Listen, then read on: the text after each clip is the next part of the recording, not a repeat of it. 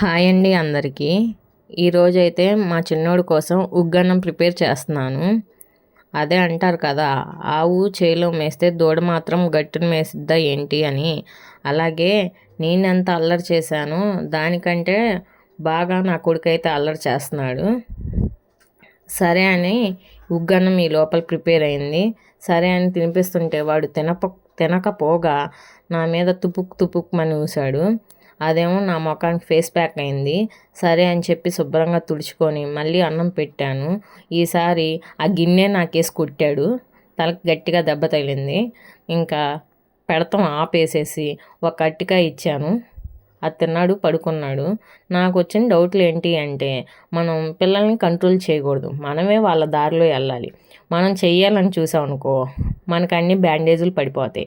దీన్ని బట్టి మనకు అర్థమైంది ఏంటి అంటే, ఇక నుంచి ఆడికి అన్నం పెట్టేటప్పుడు వాడి దగ్గర గిన్నె